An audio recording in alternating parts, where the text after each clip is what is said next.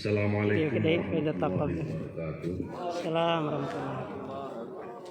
Alhamdulillahirabbil alamin. Wassalatu wassalamu ala asyrofil anbiya'i wal mursalin sayyidina wa maulana Muhammadin wa ala alihi wa sahbihi ajma'in wa ba'd. Yang terhormat dan kita semua muliakan para kiai, para alim, para ulama, para tuan guru. Saya mohon maaf tidak bisa saya sebut satu persatu.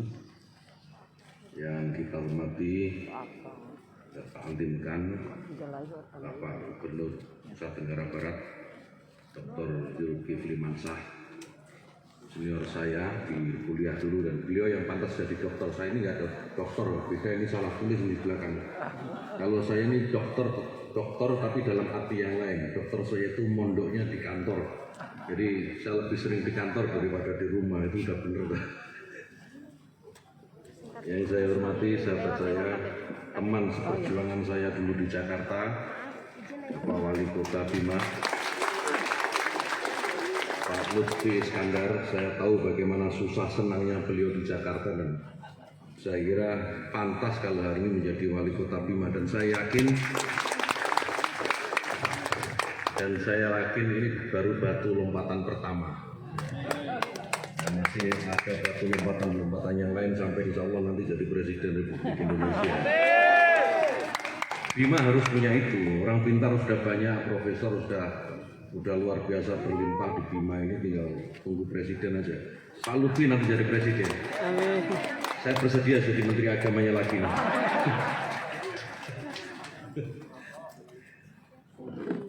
Bapak Kepala, ada Pak Wakil Bupati Bima, terima kasih Pak tadi menyambut saya dengan bunga dan apa Pak tadi, topi itu.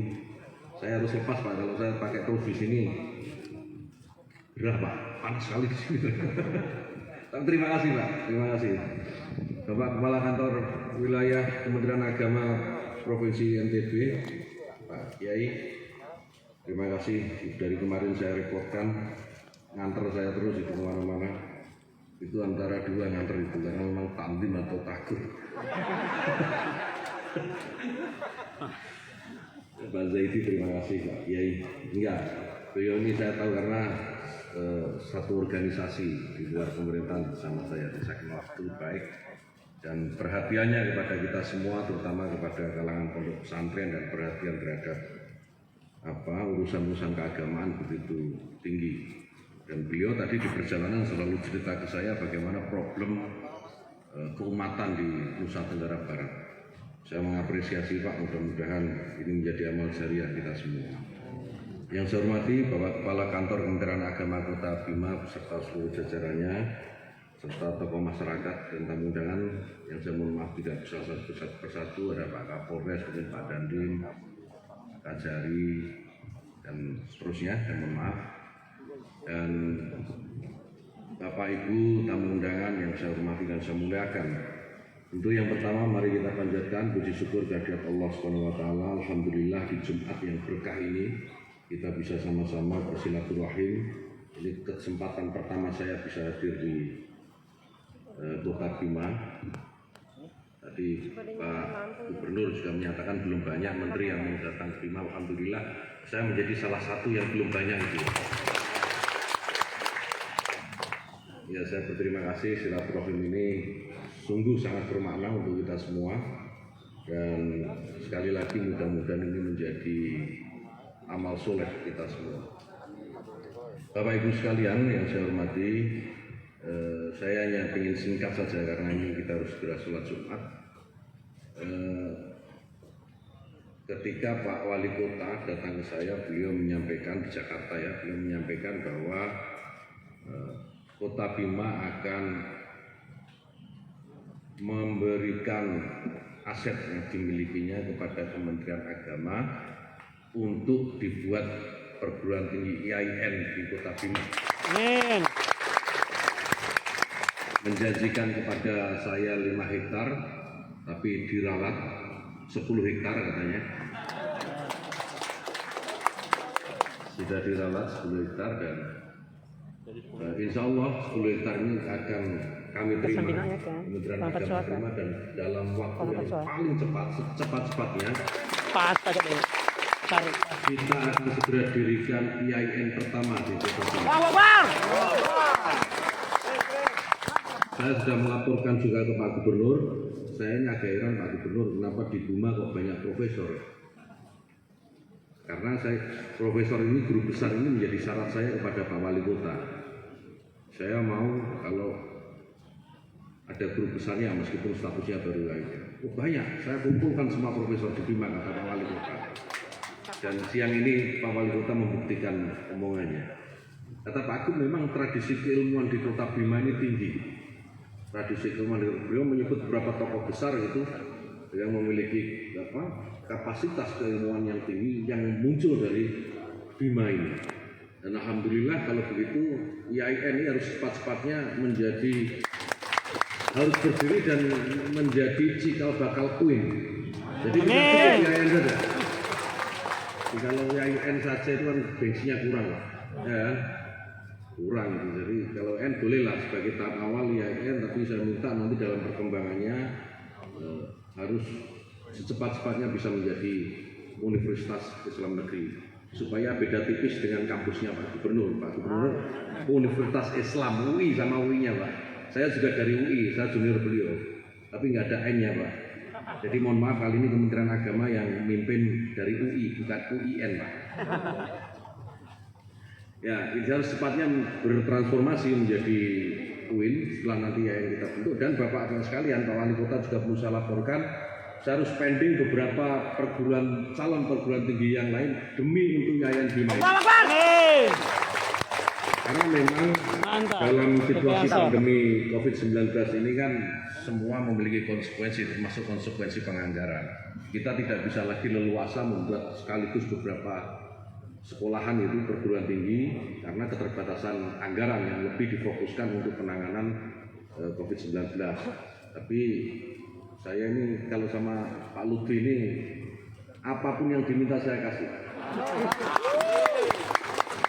Tapi ya harus tahu dong, kalau minta dikasih, kalau kita minta juga dikasih.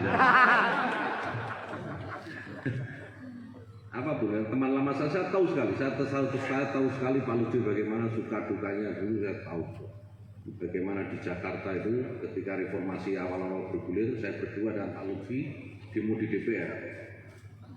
Masuk di baru, kita aja yang mulai duluan, sebelum ada ribuan mahasiswa datang ke DPR itu, saya dan Pak Lutfi sudah datang ke DPR, bakar bendera Golkar waktu itu. Tapi Pak Lutfi menjadi mahasiswa pertama yang masuk Golkar, itu hebatnya Pak Lutfi. Itu hebatnya Pak Lutfi. Jadi karena itu saya taruh rasa hormat pada Pak Lutfi bahwa memang tidak ada segala sesuatu itu permusuhan apa gitu ya yang layak untuk dimasukkan ke dalam hati. Jadi kalau ada tidak suka, ada ketidaksukaan ya cukuplah sampai tenggorokan Anda. Jadi jangan telan itu, karena itu akan hanya mengakibatkan kebencian, hanya mengakibatkan dendam yang saya kira itu hanya membuat sakit diri kita sendiri. Nah, termasuk dalam hal pemahaman keagamaan.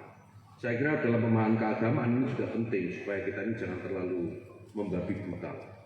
Indonesia ini kan dilahirkan memang beragam, macam-macam. Indonesia dimerdekakan oleh ya macam-macam, ada Islam, Kristen, Katolik, Hindu, Buddha dan seterusnya ikut memerdekakan ini. Jadi tidak sepantasnya, tidak sepatutnya saya kira jika kebetulan Muslim yang lebih banyak kemudian menyalah-nyalahkan yang lain, menganggap yang lainnya tidak layak hidup di negeri ini.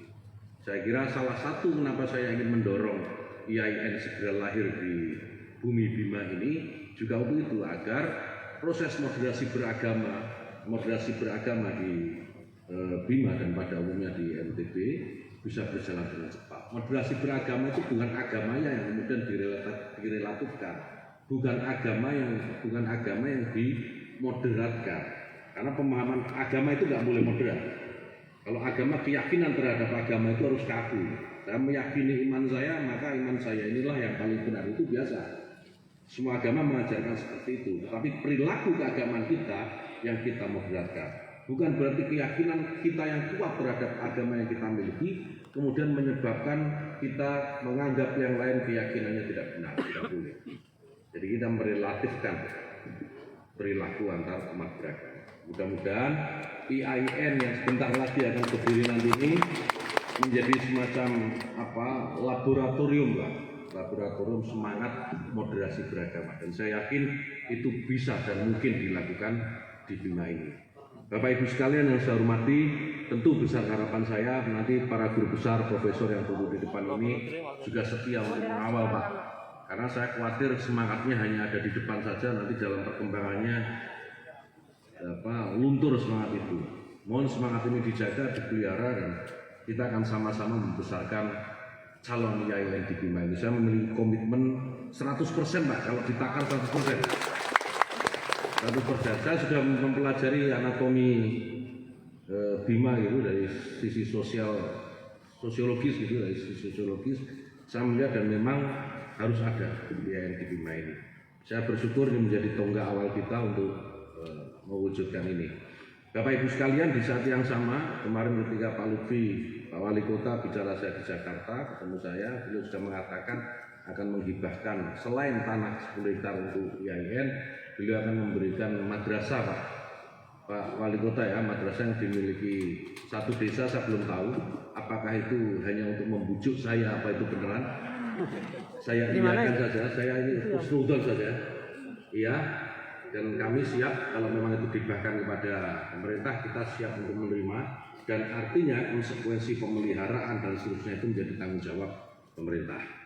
Kita siap agar ya madrasah-madrasah kita juga bisa sustain itu, supaya hidup madrasah ini bisa terjaga, tidak mandek di tengah jalan.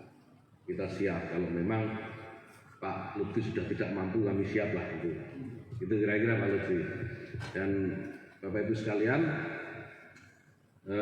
yang terakhir saya kira nanti jangan sungkan itu Pak Lutfi, jangan sungkan untuk terus melakukan koordinasi dengan kita supaya ini bisa lebih cepat lagi jalannya dalam mewujudkan IAIN. Misalnya nanti akan izin melihat lokasinya, apakah seperti yang diceritakan kepada saya ataukah itu hanya cerita khayalan saja, kita akan lihat nanti. Dan insya Allah ini bukti bahwa pemerintah serius mengembangkan pendidikan, baik pendidikan umum maupun pendidikan keagamaan. Mudah-mudahan ini menjadi dicatat, menjadi amal baik kita semua, dan akan membawa kita, akan menuntun kita menuju Allah Subhanahu Wa Taala dalam tempat yang sebaik-baiknya.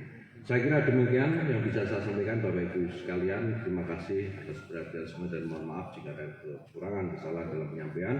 Allahumma fi ila mutorik. Assalamualaikum warahmatullahi wabarakatuh.